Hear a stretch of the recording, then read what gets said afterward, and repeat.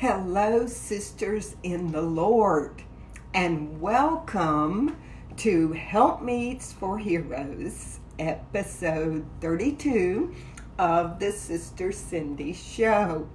I hope you're having a wonderful Tuesday, and I'm here today to talk to you about hearing the still small voice of your husband. Now, we've all heard about the still small voice of God and how Elijah, the man of God, was pretty discouraged and even in despair. He thought he was the only one left doing it right. And as wives, mothers, grandmothers, sometimes we feel like we are the only ones doing anything right. That's what Elijah felt like. So God came to him and he was hiding out in a cave, the man of God hiding out in a cave. Some of you sisters may feel like you're in a cave today. And God says, "What's the problem?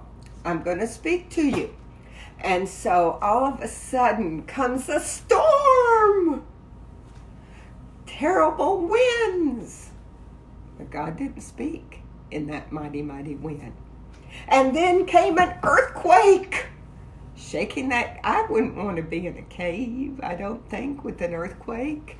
But Elijah didn't hear the voice of God in that earthquake. And then came a fire. Now, I'm not sure how he could breathe in that cave with the fire. Maybe sometimes you just feel like you almost cannot breathe. But then finally came the still small voice of God to Elijah. And basically God said, "No, you're not the only one. It's not all about you, Elijah, man of God. There are 7,000 that have not bowed their knee to Baal."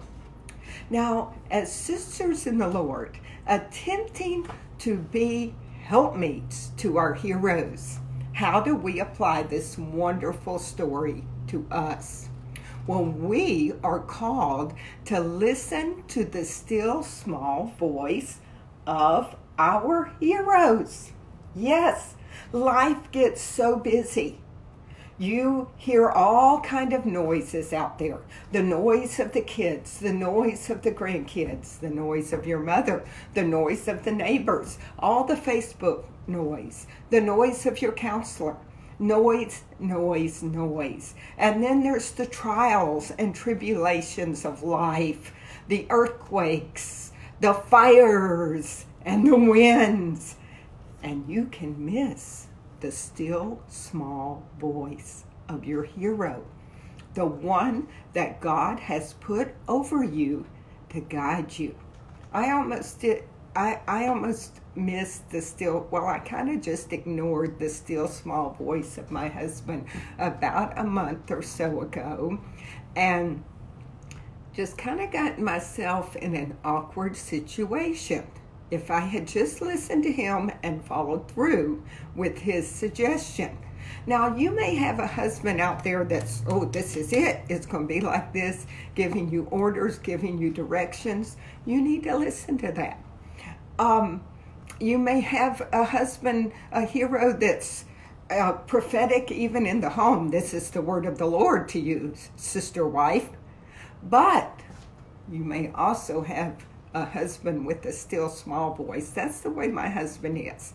And he made a suggestion, and I didn't follow through because of the storms of life. A lot was going on at the time. And I didn't think it was the best suggestion anyway, so I got myself in an awkward situation.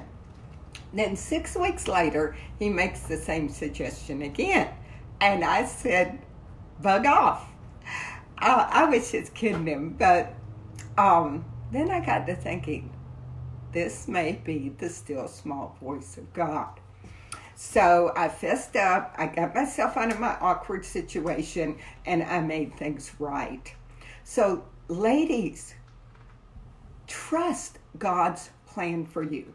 Trust that God has put that hero in your life to lead your family, to guide you, to help you be a wonderful mother, to help you raise your children, to help you through the storm and the earthquakes and the fires of life.